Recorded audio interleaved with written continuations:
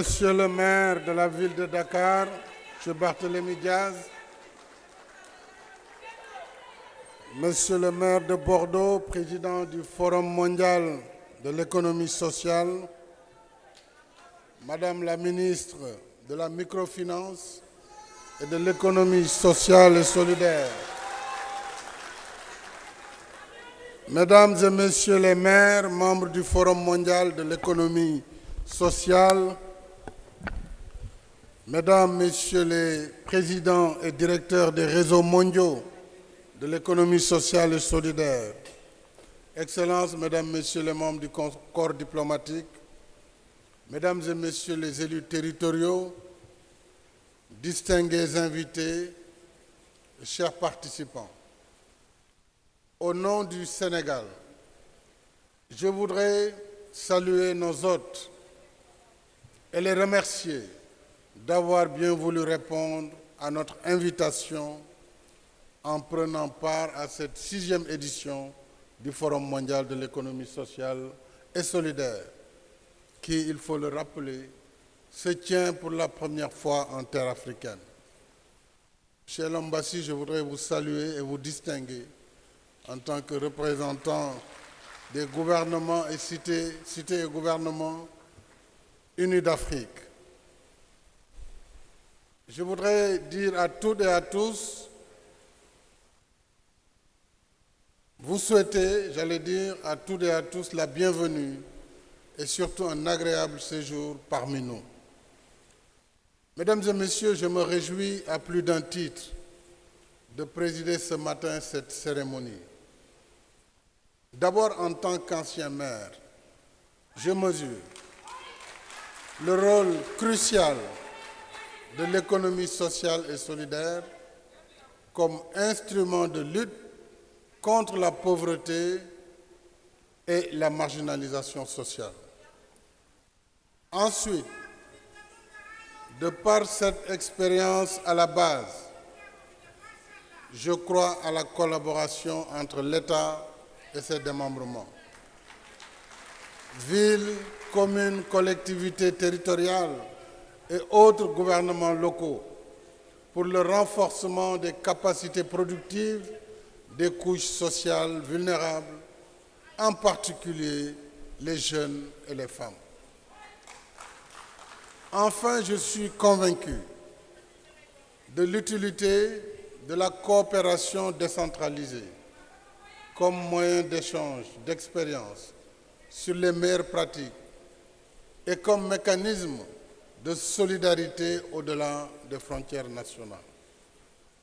Voilà pourquoi, mesdames et messieurs, j'avais porté, il y a quelques années, plus précisément en 2012, avec M. Khalifa Ababacar Sall, alors maire de Dakar, que je salue, la promotion auprès de l'Union africaine, de l'Organisation panafricaine des cités et gouvernements locaux unis d'Afrique, CGLUA. C'est dans la même continuité que j'avais appuyé la requête de Mme Soham Wardini, à l'époque maire de Dakar, pour accueillir chez nous ce 6e Forum mondial de l'économie sociale et solidaire, tout comme je l'ai accompagné à Buenos Aires pour la candidature de Dakar pour les Jeux olympiques de la jeunesse. Eh bien, c'est dans le même esprit que j'ai répondu favorablement à l'invitation du maire Barthélémy Diaz pour la présidence de la cérémonie ce matin. Mesdames et messieurs, l'économie sociale et solidaire qui désigne les entreprises organisées sous forme de coopératives, mutuelles, associations ou fondations dont les fonctionnements et les activités reposent sur un principe de solidarité et d'utilité sociale est une réalité au cœur de nos sociétés. Ici au Sénégal, l'économie sociale et solidaire se pratique de longue date avec la formule dite tontine. Tontine de nos mamans, c'est connu, dont les membres se retrouvent par affinité pour cotiser et récupérer leur mise à tour de rôle. Il est donc heureux que l'Assemblée générale des Nations unies ait adopté ce 18 avril 2023 sa toute première résolution sur la promotion de l'économie sociale et solidaire au service du développement durable. La résolution encourage notamment les institutions financières multilatérales, internationales et régionales, ainsi que les banques de développement à participer aux efforts des États membres pour réaliser les objectifs de développement durable au moyen d'instruments et de mécanismes financiers existants ou nouveaux, adaptés à tous les stades du développement. Nous sommes en plein dans l'économie sociale et solidaire. Je m'en réjouis particulièrement parce que ce texte va dans le sens du plaidoyer que j'ai constamment fait durant mon mandat à la tête de l'Union africaine pour la mise en œuvre de l'initiative du G20 de suspension du service de la dette, mais aussi pour la réallocation partielle des droits de tirage spéciaux des pays développés sous forme de prêts concessionnels en faveur des pays en développement pour soutenir leurs efforts de résilience et de relance post-Covid-19. C'est dire, mesdames et messieurs, que dans un contexte de crise exacerbée, l'économie solidaire doit également s'appliquer à l'échelle internationale pour permettre aux États de disposer de ressources additionnelles en appui à leurs efforts internes. Alors que le monde continue de subir de plein fouet les effets cumulés de la pandémie de Covid-19 et de l'invasion de l'Ukraine, j'invite votre forum à attirer l'attention des pays et institutions partenaires sur la situation particulière des pays en développement, dont les économies structurellement faibles sont assurément les plus déstabilisées par cette crise. Face à des défis inédits, il faut des réponses innovantes et solidaires pour un monde plus juste et plus inclusif. En plaçant votre rencontre sous le thème de la transition des économies informelles vers des économies collectives et durables pour nos territoires, vous avez voulu aborder des sujets d'actualité, dont, entre autres, je voudrais citer la co-construction d'économies collectives et durables, créatrices d'emplois décents pour les jeunes et les femmes, la préservation de la pêche artisanale, l'économie numérique solidaire et durable, le financement des économies collectives et durables pour les territoires, l'économie verte, territoriale et la souveraineté alimentaire. Enfin, le dialogue politique entre gouvernements nationaux et gouvernements locaux. Ce dialogue, mesdames et messieurs, me paraît indispensable parce qu'à l'évidence, l'État ne peut tout faire à lui seul. Mais sans lui, ces démembrements que sont les villes, communes et autres collectivités et gouvernements locaux ne pourraient rien faire non plus de durable. D'où la nécessité d'instaurer et de maintenir un dialogue constructif dans la mobilisation des moyens d'action au bénéfice des populations cibles. D'autre part, je note avec intérêt la priorité que vous avez accordée aux jeunes et aux femmes à travers le pré-forum qui leur a été dédié. Je voudrais vous féliciter, Monsieur le maire, ainsi que tous les acteurs qui ont été à cette initiative. Et je félicite les exposants J'ai visité le centre ce matin. En effet, dans tous les pays, certes à des degrés divers, les jeunes et les femmes constituent les couches sociales les plus vulnérables, notamment en matière d'autonomisation, d'accès à l'emploi et aux activités génératrices de revenus, mais aussi de traitement salarial et d'accès au crédit. C'est pourquoi, s'agissant du Sénégal, j'ai mis en place en 2018 la délégation à l'entrepreneuriat rapide des femmes et des jeunes, la DER/FJ, dont je voudrais saluer également le premier délégué général, Papa Amadou Sarr, ici présent, et la déléguée actuelle, Madame Abissei.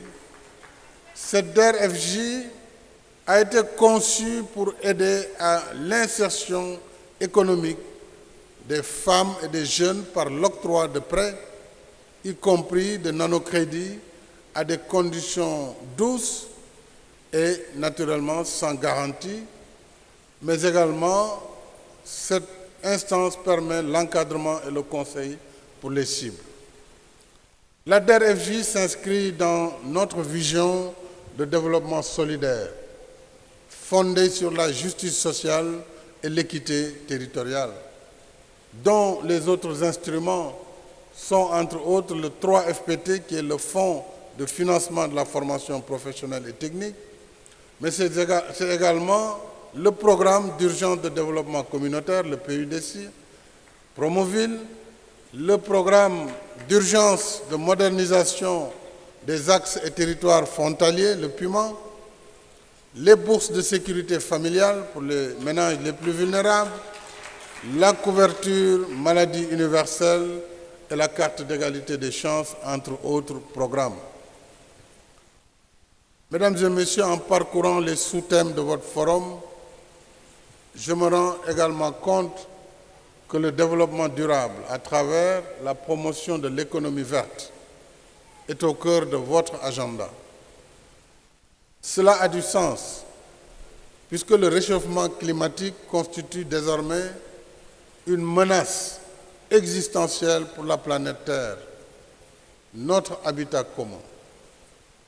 En même temps, il y a du sens à tenir compte de la responsabilité commune, mais différenciée, des pays face au péril climatique. Et j'entends par là que si nous devons tous œuvrer à la réalisation du développement durable par des politiques économiques sobres en carbone, il est juste et équitable de faire la part des choses. Les pays les moins pollueurs qui subissent le plus les effets du réchauffement climatique sont les pays pauvres et qui sont les plus en retard sur le processus d'industrialisation ne peuvent pas porter les mêmes responsabilités que les pays industrialisés, dont les schémas de production depuis la révolution industrielle à la fin du XVIIIe siècle ont progressivement plongé la planète dans l'état d'urgence climatique que nous connaissons aujourd'hui. C'est tout le sens de la revendication des pays en développement pour une transition énergétique juste et équitable, leur permettant de disposer d'une énergie de base pour améliorer leur compétitivité économique et réaliser l'accès universel à l'électricité. Je voudrais vous dire, pour m'en réjouir, que le Sénégal est au moment où je vous parle à 31% d'énergie renouvelable sur son parc de production. Je voudrais également rappeler que nous avons aujourd'hui plus de 600 millions d'Africains qui vivent encore sans électricité. Donc voilà le terme de l'équation sur la nécessité d'une solidarité plus grande, mais également d'une responsabilité commune, mais différenciée. C'est dire, mesdames et messieurs, que les problématiques que vous abordez ici, dans ce forum, aussi percutantes les unes que les autres, montrent qu'au-delà de l'économie sociale et solidaire, votre forum pose des questions essentielles qui nous interpellent solidairement.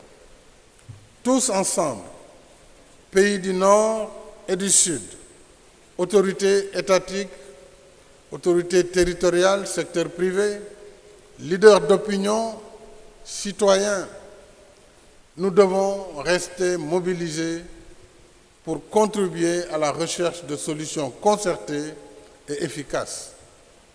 J'espère que vos assises nous permettront de poser un jalon de plus dans ce sens pour un monde meilleur, parce que plus juste et plus solidaire.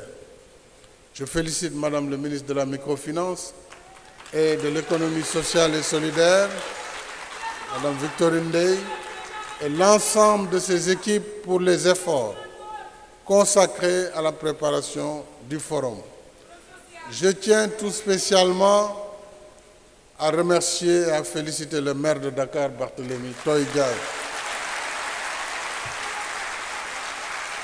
Je lui disais tout à l'heure, Barthélémy, yangi doxal. Mais mungi doxal, c'est bien. Vraiment, bravo.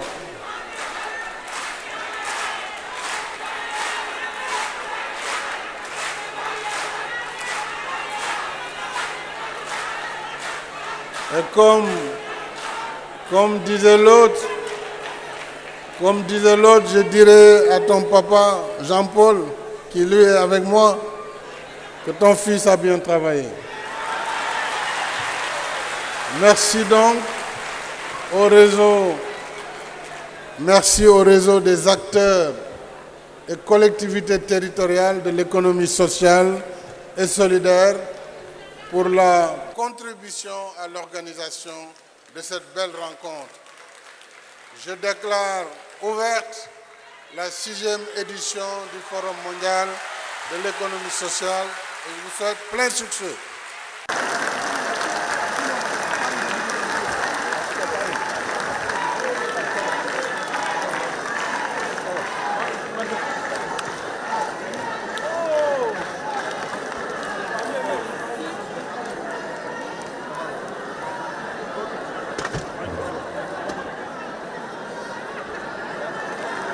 Merci, Monsieur le Président de la République.